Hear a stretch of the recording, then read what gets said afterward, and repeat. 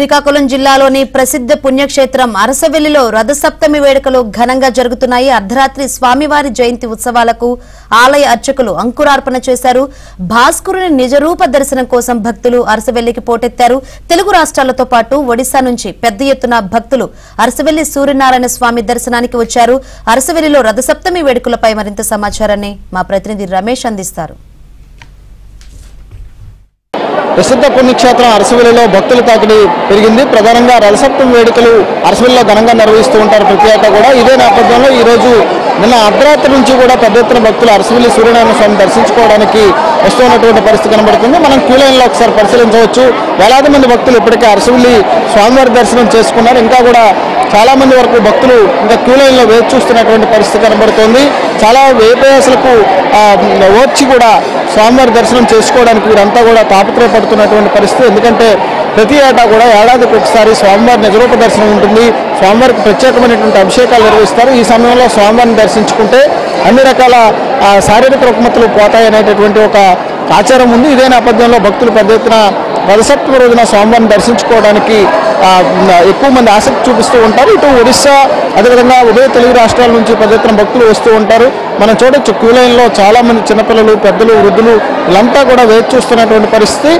దాదాపుగా ఒక్కో భక్తుడికి దాదాపు 2 నుంచి 3 గంటలు పడుతుంది దర్శనానికి సంబంధించి. అయినప్పటికీ కూడా ఈరోజు ఎలాగైనా స్వామివారిని దర్శించుకోవాలనేటటువంటి ఆసక్తి వారిలో కనిపిస్తుంది. ముఖ్యంగా నిన్న అర్ధరాత్రి నుంచి ప్రధానంగా ఏదైతే స్వామివారికి అభిషేకాలు, ముఖ్యంగా స్వామివారికి సంబంధించి అటు నదీ జలాలు, సముద్ర జలాలు, అదేవిధంగా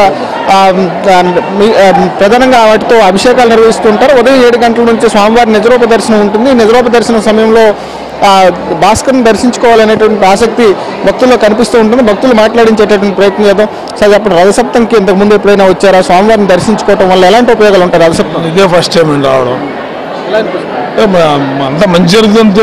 సూర్య భగవానుడు అంటే అందరు లోకానికి సూర్య భగవానుడు మంచి జరుగుతుందని చెప్పేసి వచ్చామండి. మేము కసింగోడ నుంచి వచ్చామండి. మేము అమ్మ రథసప్తం రోజు ఎలాంటి పూజలు చేస్తారు? అమ్మ ఇంటి దగ్గర ఎలాంటి పూజలు చేస్తారు? ఈరోజు ఇక్కడికి వచ్చారు కదా, ఎట్లా అనిపిస్తుంది రథసప్తంకి స్వామివారిని దర్శించుకోవడానికి వచ్చి? పాలు పొంగించి దేవుడి వారికి రథాది తయారు చేసి అలా పూజ చేసుకుంటుంటామండి. ఈరోజు రథసప్తమి రోజున స్వామివారిని దర్శించుకుంటే అన్ని రకాలుగా మంచి జరుగుతుంది అనేటటువంటి ఆసక్తి చూపిస్తున్నారు.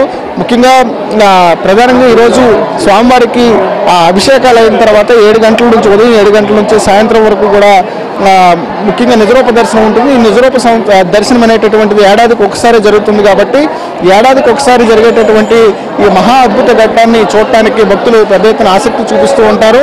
స్వామివారి దర్శనం చేసుకోవాలనేటటువంటి ఆసక్తి భక్తులు ఎక్కువగా కనిపిస్తూ ఉంటుంది. అయితే ఈ ఏడాది భక్తుల సంఖ్య లక్షల్లో ఉంటుంది అనేటటువంటి అంచనాల మేరకు దేవాదాయ శాఖ ప్రత్యేకంగా ఏర్పాట్లు చేసింది అరసవెల్లిలో సంబంధించి. అయితే ఇప్పటికే మొత్తం కూడా భక్తులతో కోలాహలంగా మారిపోయింది అరసవెల్లి.